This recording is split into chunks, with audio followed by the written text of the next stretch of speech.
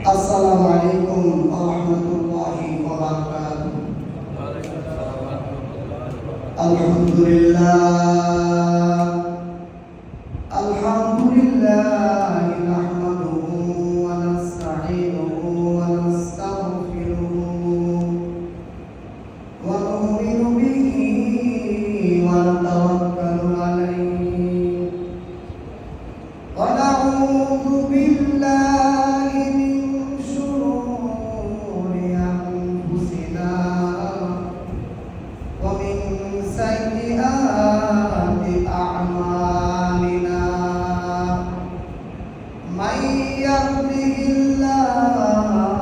ফালা মুদিল্লা লাহু ওয়া মান ইউদ্লিলহু ফালা হাদিয়া লাহু ওয়া নাশহাদু আন লা ইলাহা ইল্লাল্লাহু ওয়াহদাহু লা শারীকা লাহু ওয়া নাশহাদু আন্না সাইয়্যিদানা ওয়া মাওলানা মুহাম্মাদান আবদুহু ওয়া রাসূলুহু আম্মা বা'দু ফাআউযু বিল্লাহি মিনাশ শাইতানির রাজীম বিসমিল্লাহির রাহমানির রাহিম মান জাআ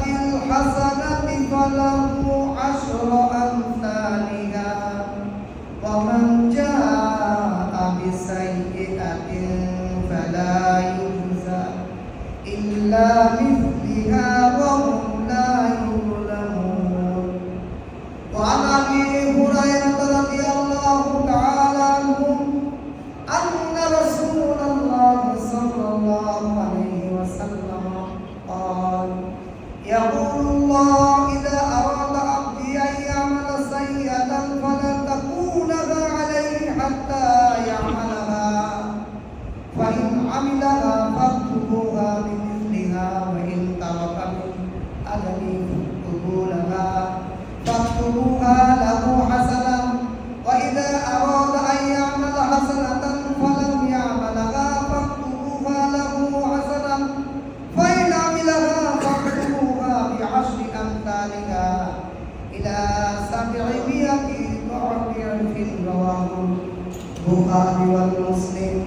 عن أبي أيوب الأنصاري رضي الله تعالى عنه أنه حدثه أن رسول الله صلى الله عليه وسلم من صام رمضان ثم اتبعه ستا من شوال كان كالصيام الدهر كله رواه مسلم. إن الله وملائكته يصلون على النبي يا أيها الذين آمنوا صلوا عليه وسلموا تسليما. اللهم صل على سيدنا ومولانا محمد وعلى آله وأصحابه وبارك وسلم. সম্মানিত প্রিয় ইসলামী মুসলিম মহান রব্বুল আলামিনের দরবারে শুকরিয়া জ্ঞাপন করছি যে আল্লাহ তাআলা আমাদের পবিত্র জুমার দিনে জামে মসজিদে জুমার নামাজ পড়ার লক্ষ্যে আল্লাহ তাআলা পবিত্র মসজিদে আগে এসে কিছু কথা বলা শোনার তৌফিক দান করলেন। শুকরিয়া স্বরূপ খুশি হয়ে আলহামদুলিল্লাহ। মহান রব্বুল আলামিন কালামে তাকে বলতেছেন লা ইন শাকারতুম লাযিদান্নাকুম ওয়া লা ইন কাফারতুম ইন্না আযাবি লাশাদীদ। বান্দা তুমি আমি আল্লাহর প্রদত্ত নিয়ামত পাওয়ার পর যদি শুকরিয়া আদায় করো আমি আল্লাহ তোমার নিয়ামতকে বাড়িয়ে দেব। সুবহানাল্লাহ। ওয়া লা ইন কাফারতুম নিয়ামত পাওয়ার পর যদি শুকরিয়া আদায় না করি ইন্না আযাবি লাশাদীদ আমার শাস্তি বড় ভয়াবহ। এজন্য আমরা রমজান পেলাম এবং রমজান সমাপ্ত করে ঈদ কাটালাম।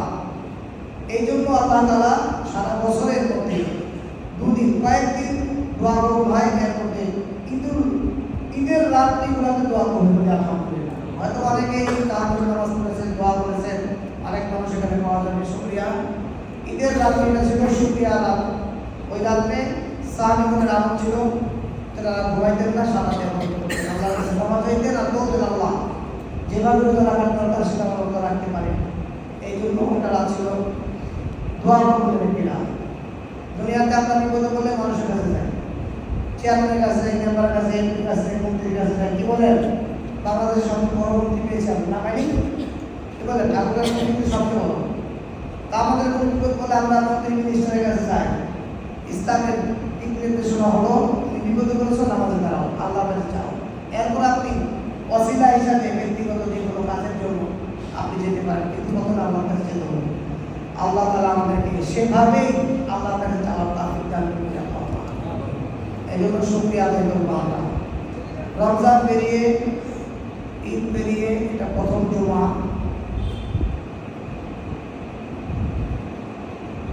শাওয়ালের প্রথম জুমা। আমি আপনাদের সামনে সূরা আনআমের 160 নম্বর আয়াত তেলাওয়াত করেছি। এই আয়াত আলোকে আমি দুটি হাদিস, বুখারী মুসলিমের বর্ণনা একটি হাদিস, শুধু মুসলিমের বর্ণনা একটি হাদিস, আরেকটি আমি ঘটনা আপনাদেরকে শোনাবো। আজকে আলোচ্য বিষয় হলো বান্দা একটি আমল করবে, এর বিনিময়ে 10 নেকি আল্লাহ তাকে দান করবেন।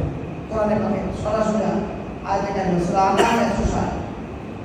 আর বুখারী মুসলিম বর্ণনা আসছে 10 নেকির জায়গায় আল্লাহ তাআলা জিরোফির এর থেকে 700 পর্যন্ত আল্লাহ তাআলা আমলটাকে পৌঁছাই দেবেন। সুবহানাল্লাহ।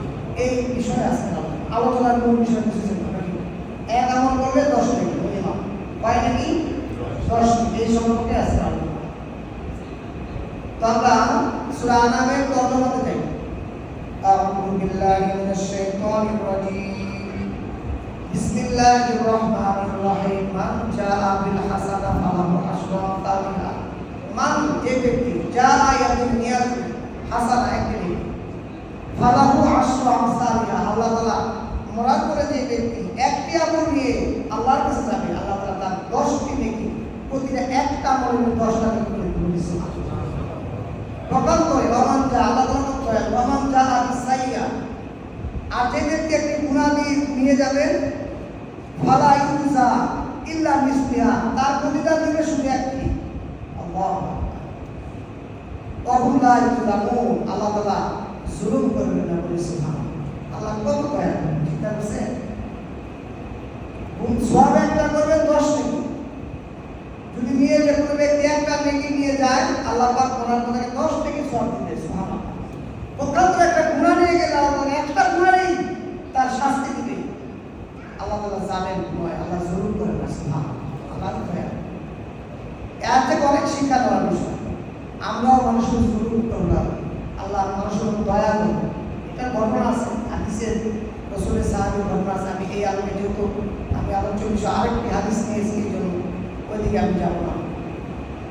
মাফ করার লাভ আছে, মাফ করার লাভ আছে, অনেক লাভ, অসীম লাভ। এটা খালি মনে রাখেন। কোনোদিন কোনো লাভ একটা পানের তুমি পান করবেন, অসীম দিলে লাভ আছে। তো এই ঘটনা আছে এক সাহাবী, তো আমাকে একটু শুনবেন ইনশাআল্লাহ। বান্দা যখন, আমি হাদিসটা, এটা হাদিসে কুদসি,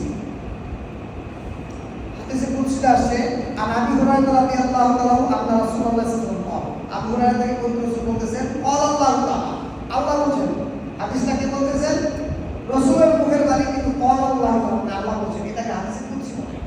বুখারী মুসলিম বর্ণনা আসছে, ইদা আওয়াদা, আপনি যখন কোনো কাজ করার জন্য কোনো বান্দা নিয়ত করে, আওয়াদা ইয়াতে কিন্তু আপনি আইয়া ওয়ালা সাইয়া, তার খারাপ কোনো কাজ করার নিয়ত করে ফালা তাকতুবুহা আলাইহি, সাথে সাথে ফেরেশতা তার ওই গুনাহটা লিখেন না। বলেন আল্লাহু আকবার। হাত্তা ইয়ামালাহা, যতক্ষণ না পর্যন্ত বান্দা ওই গুনার কাজটা করবে। ফাইন আমিলাহা ফাকতুবুহা, আর যদি সে গুনার কাজটা করে, এটা একটা গুনাহ তার আমলনামায় লিখে দেওয়া হয়। মিসলিহা ওয়াইন তারাকাহা মিন আজালি, ব্যক্তি গুনাহ করে ফেলেছে, করে ফেলার সাথে সাথে সে বুঝতে পারছে না গুনাহটা করা ঠিক হয়নি, মানে না ওকে তওবা, আল্লাহর জন্য গুনাহ করে ফেলছে, আমল না করব না, শুধু আল্লাহর জন্য করতে করে ফেলে গুনাহটা না করে, ফাকতুবুহা লাহা হাসানা, গুনাহ করার নিয়ত করেছিল, আল্লাহকে ভালোবেসে বান্দা গুনাহটা ছেড়ে দিল, আল্লাহ তাআলা তাও তারা আল্লাহ একটা সওয়াব নিয়ে যেত। বুঝতে পেরেছেন কথা না? গুনাহ করতে নিয়ত করতে খারাপ একটা কাজ করতে, খারাপ কাজ না করে এনে ওই করা বাদ দিতে যে করিনি এটা করা লাগবে না। এই যে বাদ দেয়নি এটা তো আল্লাহ তাআলা আমল নিয়ে ইসলাম আল্লাহ কত দয়ালু। ওয়াকান করে ওয়াইনা মিলাহা ফাতুহাম ওয়াইনা রাদাইয়া মালা হাসানাম। আর যদি কোনো ব্যক্তি একটা নেক আমল করা নিয়ম করে ফালাম ইয়া মালানা, এখন সে করে না, এই কিন্তু নিয়মটা শুধু সে করেছে, একটা কাজ করে ফাতুহা লাহু হাসানা, আল্লাহ রাব্বুল আলামিন তার নামায় একটা নেকি লেখা সওয়াব লিখে দিবেন। সুবহানাল্লাহ। গুনাহ করার বান্দা নিয়ত করেছিল, গুনাহ এখন পর্যন্ত করেনি, আল্লাহ রাব্বুল আলামিন তার গুনাহ লিখেন না। প্রথম করে ভালো একটা কাজ করার জন্য বান্দা যখন নিয়ত করে ফেললো আর যখন সে এখনো করেনি, আল্লাহ তাআলা তার আমলের মধ্যে একটা নেকি লিখে দিল। বলে সুবহানাল্লাহ। আল্লাহ কত দয়া, সুবহানাল্লাহ। ফাইনা মিলানা ফাতুহা লাহু বিআশরি আমসালিহা। ওয়াকাত করে ব্যক্তি যদি একটা আমল করে ফেলে তার জন্য 10টা নেকি আল্লাহ লিখে দেন। সুবহানাল্লাহ। শুধু 10টা নয়, পরে বর্ণনা আসছে আয়াতের এই হাদিসটা শেষে ইলা সাবিনিয়াতি জিবিন রব্বুল আলামিন তার এই 10টা আমলকে বাড়াতে বাড়াতে বাড়াতে বাড়াতে সাবিনিয়াতি দিয়াইফিন 70 গুণ পর্যন্ত তার আমলটাতে মিয়াতি 700 পর্যন্ত, সাবিনিয়া মিয়াত মানে 700 নেকি পর্যন্ত বর্ধিত করে বান্দার ডান কাতের ফেরেশতা তার আমলনামায় আমলটা লিখে দেন। সুবহানাল্লাহ। গুনাহ কাজ নিয়ত করলো, এখনো করেনি, আল্লাহ তো ছেড়ে দিল, একটাই নেকি লিখলো। আপনি আল্লাহ তো ছেড়ে দিয়ে একটা সওয়াব পেল। নিয়ত কাজ এখনো করেনি, খালি নিয়ত করেছে, আল্লাহ তাআলা আমরা লিখে করে ফেললো 10 নেকি। আল্লাহ তাআলা বাড়াতে বাড়াতে বান্দার নিয়ত অনুযায়ী এটাকে 700 গুণ পর্যন্ত বাড়িয়ে তারা আমরা লিখে দেয়। জয় বলি সুবহানাল্লাহ। আল্লাহ যদি এমনটি নাই করতেন তাহলে আমরা যে পরিমাণ গুনাহ করি এতদিন ধসা করার দরকার। ঠিক আছে বলেন? বাড়িতে হুজুর বিশাল বড় কিছু দেখবেন, হুজুরের লেনদেন ঠিক নাই, কথাবার্তা ঠিক নাই, আলাপ আলোচনা ঠিক নেই, কোনো কিছু ঠিক নাই। বাড়িতে হাজি সাহেব, বাইরে হাজি সাহেব, দোকানে যাবেন তার ব্যবহার দুঃখ, এত আচরণ খারাপ, ও যে এটা হাজির পাতি কর্মচারী আমাদের পাতি এমন আছে না? আল্লাহ তাআলা ঘোষণা দেওয়ার দরকার না, আল্লাহ তাআলা ক্ষমাশীল হয়ে যেতে পারে। عن أبي أيوب الأنصاري رضي الله تعالى عنه قال من صام رمضان ثم أتبعه ستا من شوال كان كصيام الدهر كله رواه مسلم। আবু আইয়ুব আনসারী রাদিয়াল্লাহু তাআলা আনহু থেকে বর্ণিত হাদিস, মুসলিমের বর্ণনার মধ্যে এসেছে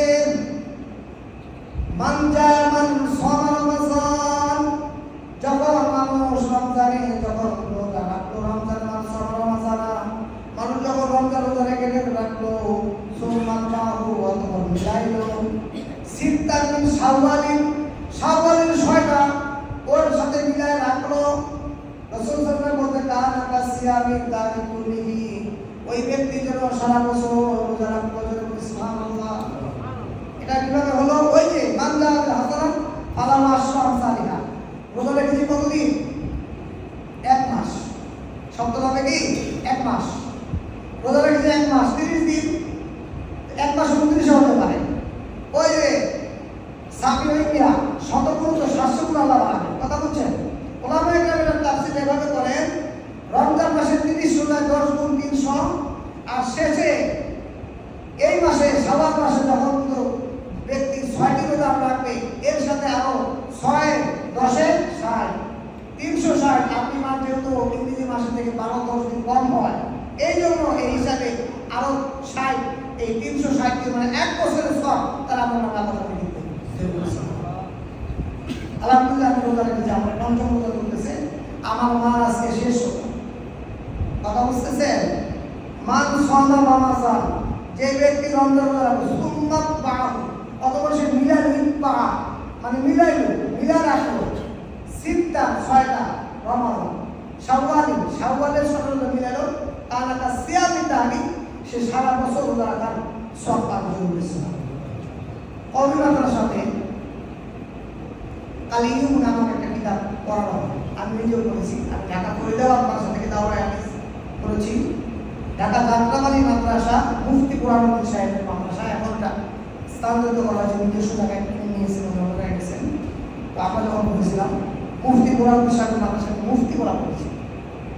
তো ফরিদাবাদ মাদ্রাসায় যখন পড়ি ঢাকায়, সম্ভবত তখন এটা 4 সাল 4 কি 5 সালে সম্ভবত হবে, 4-5 সালে আমি হেদায়েতুল নাহু আমার কাছে একটা ক্লাস, ওই মাদ্রাসার নিয়মটা হলো মূল কিতাবটা অনুযায়ী ক্লাসে নাম দেওয়া।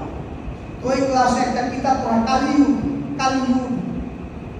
এই কালিউগ কিতাবের মধ্যে সুফিয়ান সাউরি রাহমাতুল্লাহি আলাইহি একটা ঘটনা আসছে।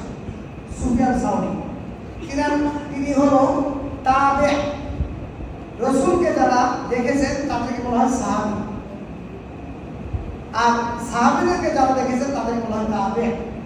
67 হিজরিতে তিনি জন্ম, সম্ভবত 101 হিজরিতে তার মৃত্যু, 101।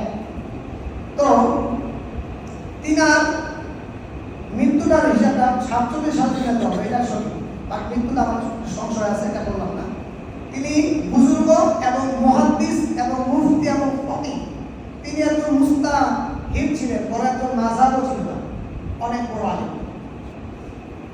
সুফিয়ান সাউরি রাহমাতুল্লাহি আলাইহি মক্কা মুকাররমায় 3 বছর ছিলেন। তিনি একটি ঘটনা বর্ণনা করেছেন কালিউগ নামক কিতাবের মধ্যে। একজন ব্যক্তি, প্রতিদিন একজন ব্যক্তি মক্কা মুকাররমার মধ্যে আসতেন, দুপুর থেকে তিনি আসতেন, তাওয়াফ করতেন, তাওয়াফ করার পরে নামাজ পড়তেন, নামাজ পড়ার পরে সুফিয়ান সাউরি বড় একজন বুজুর্গ এবং বড় একজন আলেম, তার সাথে সাক্ষাৎ করতেন, কথাবার্তা বলতেন। এভাবে তার সাথে সাক্ষাৎ কথাবার্তা বলতে বলতে কিছুদিন অতিবাহিত হয়ে যায়।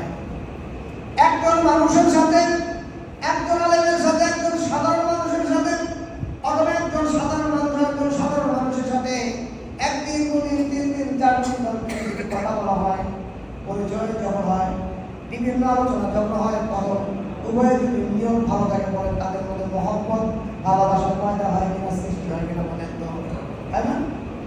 উভয়ের মধ্যে একটা হৃদয় ভালোবাসা মহব্বত সৃষ্টি হয়ে গেল। সুফিয়ান সাউরি রাহমাতুল্লাহির সাথে ওই ব্যক্তি সম্পর্ক হওয়ার পরে সুফিয়ান সাউরি রাহমাতুল্লাহি ওই ব্যক্তি একদিন বলতেছেন, আমি যদি কোনোদিন মারা যাই, তার সাথে প্রতিদিন সাক্ষাৎ নামাজ পড়তে আসে, হঠাৎ একদিন আসতেছে না। সুফিয়ান সাউরি রাহমাতুল্লাহ তাকে জিজ্ঞেস করলো ওই ব্যক্তি কেন আসে না? তখন তিনি উত্তর করলেন, মানুষের আশপাশে মানুষকে জিজ্ঞেস করলেন, উনি আসে না কেন? তিনার তো বাড়ি অমুক জায়গায়, তিনি একটু অসুস্থ, আসতে পারতেছে না। তিনি তার কাছে গেলেন, সুফিয়ান সাউরি রাহমাতুল্লাহ তার কাছে গেলেন, তার কাছে খবর আসতেছিল সুফিয়ান সাউরি যাতে করে দেখা করেন। তিনি তার সাথে দেখা করলেন, সালাম বিনিময় হলো, কথা হলো, বলল ভাই আপনার সাথে আমার পরিচয় হয়েছে অনেক দিনের, আমি যদি মারা যাই, আমি মরার পরে আমার দাফন কাফনটা আপনি একটু করবেন। সুবহানাল্লাহ, দাফন কাফন কিন্তু আমার সময় যত কম আছে। দাফন মানে হলো গোসল টোসল দেওয়া ইত্যাদি, জানাজা পর্যন্ত দাফন। আর দাফন বলতে সর্বশেষ মাটি পর্যন্ত বোঝায়। কোন ব্যক্তি যদি মুমিন ব্যক্তি, মুসলমান ব্যক্তি দাফন কাফন শুরু করে 2 কেরাত সওয়াব দেওয়া হয়। একটা হলো আপনি জানাজা শুরু করেন 1 কেরাত, উহুদ পাহাড় সমপরিমাণ সওয়াব। সুবহানাল্লাহ। আরেকটা হলো আপনি যখন তার মাটি দেওয়াতে শরীর হলেন, এটাতে আরেক কেরাত দেওয়া হবে, 2 কেরাত সওয়াব। সুবহানাল্লাহ। এখানে একটা প্রশ্ন, আমাদের আধুনিক যুগ একটা মাসালা বলে দেই, প্রাসঙ্গিক যুগে হলে তারপর চলে আসবো। অনেক সময় ঢাকিতে মারি দিন, ঢাকিতে আমাদের যুগে এখন অনেক পরিচিত জন থাকে, মারা যাওয়ার পরে ঢাকিতে মাটিতে অনেক লোকের সভা হয়। তো সেক্ষেত্রে ঢাকিতে মাটি দেওয়ার তরিকা হলো, আপনি সওয়াব পেতে হলে কবরস্থানে মাটি দেওয়া শুরু না হলে আপনি ঢাকিতে মাটি দিলে এই দ্বিতীয় কেরাতের সওয়াবটা পাবেন না। আমার কথা বুঝতেছেন? মাইয়েরকে শোয়াবে, শোয়ার পরে ওখানে 5টা ফিতরি দেওয়া দেওয়ার পরে মাটি দেওয়া যখন শুরু হবে, তখন আপনি মাটি দিলেন। তাহলে আপনি আগে গিয়ে চলে আসলে এটা মামু পারি না, মাম হচ্ছে মোর বাগান আছে, সিস্টেম আছে, কথা বুঝতেছেন? এটাই মাসালা, আমরা কি বলি এটা অনেক আমরা মানি না, মনে করি যে মাটি কাজ দিলে তুমি পাবে না। সুফিয়ান সাউরি রাহমাতুল্লাহ আলাইহি ওই ব্যক্তি বললেন, ভাই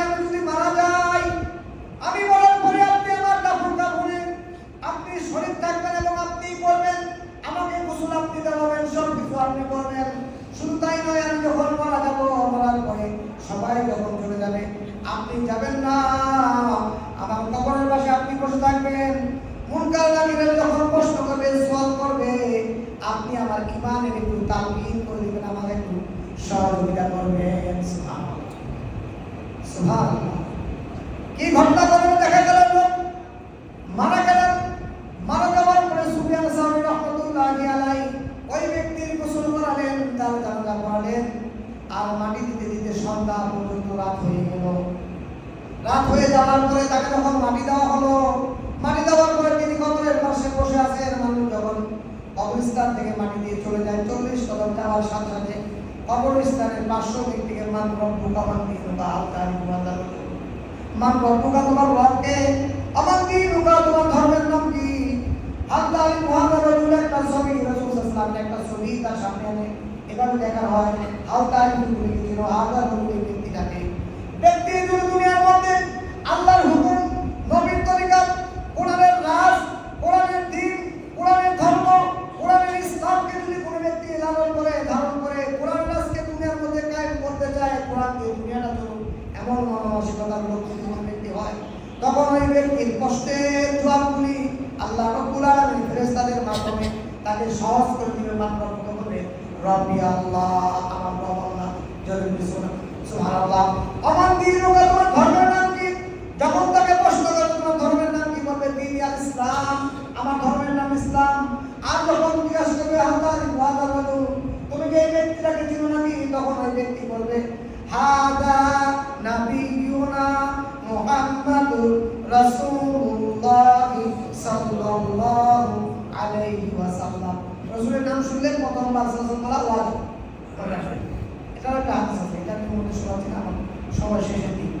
তো এই ব্যক্তি যখন এই আমলগুলি করলো, মাটি দিয়ে দিল, কবরস্থানের সাইডে শুয়ে আছে, হঠাৎ করে তার চোখটা একটু লেগে যায়। মানুষের বেলা তো একটু হেরান দিয়ে হোক, কেউ বসবে, রাতের বেলা তোমরা ভাব আসবে না, আসছে। তোমরা বাধা আসার পরে স্বপ্নে দেখতেছে একজন ব্যক্তি বলতেছে, সাউরি, সুফিয়ান সাউরি, আপনার থাকার প্রয়োজন নাই, আপনি চলে যান, তাকে সহযোগিতা করার জন্য আমি আছি। সুবহানাল্লাহ। সুফিয়ান সাউরি রাহমাতুল্লাহ চোখ খুললেন, কি ব্যাপার? একথা কে বলল?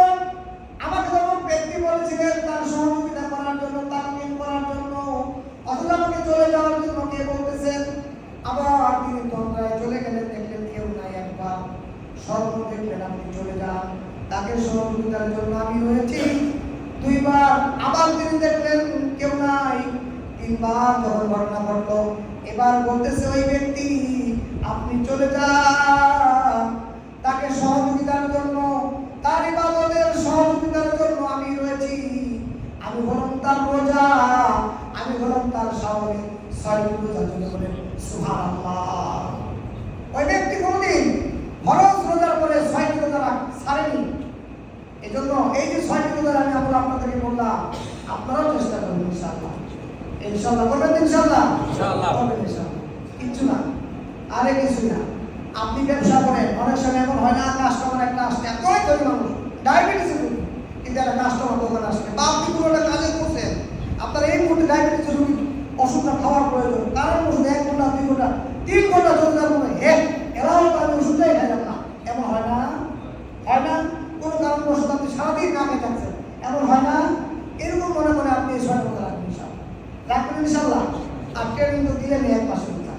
এজন্য আসেন, যে ব্যক্তি একটা আমল করবে, আল্লাহ তাআলা আমার মিনিমাম 10টা নেকি সব দান করবে, সুবহানাল্লাহ। কালিয়ুগের যে ঘটনাটা, এটাকে বলা হয়, এটা আপনার বিশ্বাসের ক্ষেত্রে, আপনার বিশ্বাস করা না করা উভয় বরাবর।